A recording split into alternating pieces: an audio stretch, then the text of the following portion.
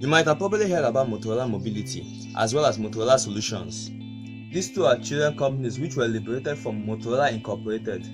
And in this video I'm talking about how they've literally failed to be the superpower smartphone company they were originally meant to be. For those who don't know Motorola's history, let me give you all a quick summary. Motorola Inc. is a company founded in 1928 by Paul Galvin on the grounds of furthering Alexander Graham Bell's telephone technology, which they eventually did.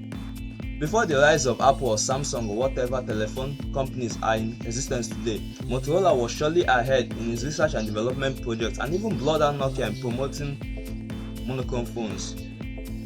Let me tell you now that Nokia's founding isn't far at all from Motorola's, so I can see that as Nokia pushed and challenged Motorola even more, Motorola still delivered, and for as long as 50 years, they were the largest phone makers in the world. And Nokia's Java system kinda put monochrome phone technology in jeopardy at the time, and it looked like Nokia were so hell-bent on surpassing Motorola that they made their S40s only available to themselves. Motorola in that time recorded one of its biggest losses, and just like the situation Huawei is put in today, they had to take control of their fate. But the biggest question there was, where would they start from? Monochrome phones were fading out of existence, and Nokia just made a lot of Java-run mobile phones. So they had to be humbled as when Nokia announced their new S60 series platform phones known as Symbian, made readily available to third-party phone manufacturers such as the upcoming Samsung and Sony and a lot more.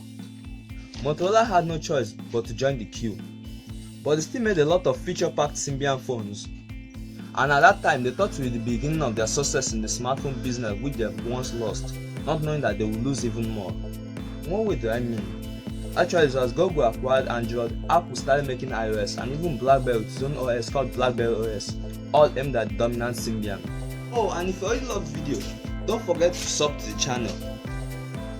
And with time they succeeded, except for BlackBerry, which didn't have enough features to keep a user interested in the OS.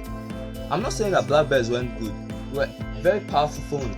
It's just that people preferred Android or iOS, a rivalry that is up until today. And with Motorola having no way to go, they had to split into both Motorola Mobility and Solution, both targeted at different aspects of the smartphone world. But they still ultimately failed as they turned so much losses that had Lenovo, a small startup smartphone company, although with its killer laptops, buy them. And up until today, Motorola hasn't gotten the stronghold of the smartphone industry as it used to, just like Huawei just lost it recently, but it looks like it isn't doing much.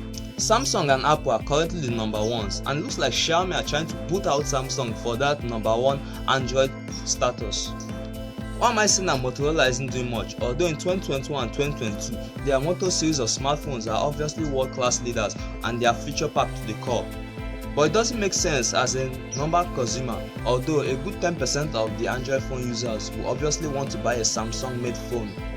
If Motorola wants to get that high again, they will have to do a lot of things, which with their start so far, I doubt they can do anything to be number one for the next 5 to 10 years. I'm not saying that Motorola isn't trying hard.